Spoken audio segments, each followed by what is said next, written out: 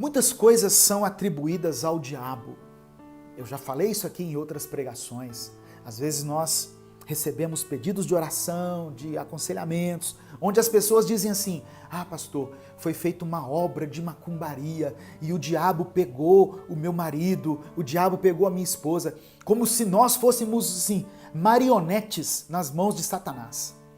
Só que o apóstolo Paulo, ele fala aqui no livro na carta aos Gálatas, que existem obras que são da carne, que são uma decisão nossa.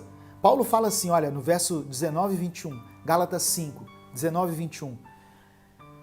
As obras da carne são manifestas: imoralidade sexual, impureza, libertinagem, idolatria, feitiçaria, ódio, discórdia, ciúmes, ira, egoísmo, dissensões, facções, inveja, embriaguez.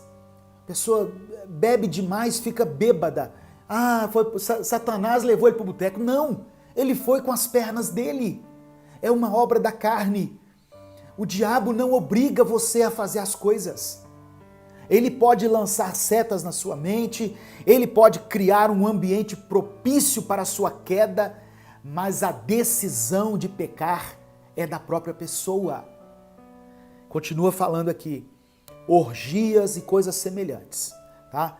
Então, um outro texto que eu gosto sempre de mencionar é o texto de Hebreus capítulo 12, versículo 1, que diz assim, olha, portanto, nós também, pois que estamos rodeados de uma tão grande nuvem de testemunhas, deixemos todo o embaraço e o pecado que tão de perto nos rodeia e corramos com paciência a carreira que nos está proposta. Então o escritor aos Hebreus fala de pecado e embaraço. Ele diz para nós abandonarmos essas coisas e corrermos com paciência em direção à carreira que Deus nos propôs. O nosso objetivo é Cristo, o nosso alvo é Cristo. Eu preciso abandonar essas coisas, abandonar o pecado, ter domínio próprio sobre a minha carne, sobre as minhas vontades. Porque se eu der vazão às minhas vontades, se eu for fazer tudo o que eu quero, muitas coisas que estão no meu querer, elas vão contra o que a palavra de Deus diz. E aí eu estarei indo contra aquilo que Deus tem para mim. Amém? Então, abandone o pecado e vá em direção àquilo que Deus tem para você. Eu queria mencionar aqui alguns inimigos que têm destruído a família. Ah, pastor, você vai falar só de inimigo? Quando eu falo dos inimigos, é porque eu quero que você que está assistindo essa mensagem, esse culto, identifique isso na sua casa. Se alguma coisa que eu disser aqui, você identificar que está predominando na sua casa, você pode identificar e clamar a Deus para te ajudar a eliminar isso. E as coisas que eu vou dizer aqui, elas não estão relacionadas a demônios, mas sim a situações. Situações que muitas vezes nós podemos reagir diante delas e fazer de forma diferente. Por exemplo, um inimigo interno que atua na família é a solidão. Solidão. Você já teve a sensação de estar sozinho? Mesmo que você esteja morando numa casa junto com uma família, mas você já teve a sensação de estar sozinho? É porque muitas vezes as pessoas, elas são individualistas e elas ficam solitárias. Elas preferem se excluir. Elas preferem não participar. Eu já fui orar em lugares, irmãos, que na hora da oração, né, eu fui fazer uma visita e na hora da oração reúne a família toda. Mas aí fica alguém lá dentro de um quarto, lá, isolado. Lá, chama o fulano, lá não, ele não participa não. Chama o marido, lá não, o marido está vendo o jogo, ele não gosta de ser incomodado. Então, essa solidão não é que seja um pecado declarado na palavra, mas só que a solidão pode se tornar um inimigo, porque o solitário começa talvez a encher a mente dele com coisas que não vêm de Deus. Quando você não tem ninguém perto de você, você tem uma tendência a dar mais vazão à sua carne, sabe? Por isso que muita gente na madrugada vai para a internet para visitar sites pornográficos, para ver imagens de mulheres nuas, porque ali ele está solitário, né? As pessoas se esquecem que Deus vê todas as coisas, né?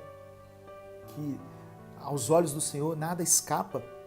Então, essa solidão, ela fala de uma individualidade, da falta de unidade ou falta de comunhão.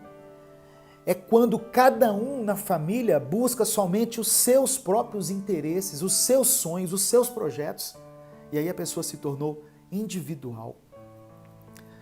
Não é pecado nós termos um momento a sós, com Deus, com a gente mesmo, mas tudo de uma forma excessiva, tudo que é feito em excesso é prejudicial. Então, se você tem passado muito tempo sozinho, isolado, né? Se você tem percebido que alguém da sua família fica muito afastado, muito isolado, isso pode ser um perigo, isso pode ser um inimigo a ser derrotado. Se aproxime dessa pessoa. Deixa eu falar uma coisa para você. Se você é mãe ou pai, você tem autoridade sobre os seus filhos. Ah, pastor, ele já fez 18 anos, ele está morando debaixo do seu teto. Você tem autoridade sobre essa casa, a hora que ele chega, a hora que ele sai. Tem famílias que não brigam. Tem famílias que, assim, aquela paz aparente, mas elas não brigam porque não se relacionam. Então, a solidão pode ser um inimigo, porque a solidão provoca o distanciamento. O distanciamento aqui não significa que não há um envolvimento emocional, uma palavra de motivação, mas significa que não são amigos um do outro, não têm propósitos em comum, não frequentam mais os mesmos lugares, não gostam das mesmas coisas. As pessoas vão se distanciando. Primeiro o isolamento, depois o distanciamento. E olha que nós estamos falando de uma forma figurativa, né? Porque nós temos vivido um tempo de distanciamento social ou de isolamento social. Então, tem um exemplo aqui que eu dei na Bíblia, que eu separei aqui, que está em Deuteronômio, capítulo 25, do verso 17 e 18, que fala da maneira como os amalequitas atacavam pelas costas o povo de Israel. Eles atacavam aqueles que iam se distanciando. Olha só, o verso, Deuteronômio capítulo 25, verso 17 e 18. Diz assim, olha, lembrem daquilo que os amalequitas fizeram quando vocês estavam saindo do Egito. Eles não temeram a Deus, e quando vocês estavam cansados e desanimados, eles os atacaram de surpresa e mataram os mais fracos, que estavam vindo atrás dos outros. Israel estava numa caminhada, o povo hebreu. Só que numa caminhada, sempre tem aquele que se cansa e fica um pouco para trás. Quando eles ficavam para trás, se afastavam do bando, os amalequitas chegavam e atacavam aqueles que estavam isolados e matavam aqueles. Se você está entendendo esse recado de Deus para a sua vida, diga amém. Diga assim, pastor, eu estou entendendo tudo. Eu estou entendendo o que a palavra de Deus quer dizer. Às vezes você é essa pessoa que se afastou, que se isolou, e agora a sua mente está tão bombardeada pelas tentações que você se sente atacado e você está a ponto de morrer. Mas hoje Deus trouxe essa palavra até você, para que você abrisse os seus olhos, para que você corra novamente e acompanhe a sua família, acompanhe a sua igreja, acompanhe a sua liderança. Se você se afastar, você se tornará uma presa fácil para o inimigo. Amém? Então, você deixou de se comunicar dentro da sua casa, dentro da sua família. Você deixou de dialogar. Você deixou de compartilhar coisas da sua vida pessoal com a sua esposa, com seus filhos, com seu marido, com seus pais. Reveja hoje esse conceito. O silêncio dentro de uma casa pode virar uma fortaleza. Pode virar um ponto de vulnerabilidade onde Satanás vai entrar e vai destruir a sua casa, a sua família. Como eu volto a ressaltar aqui, pastor, eu posso ter um momento de silêncio? Claro, todos nós precisamos disso.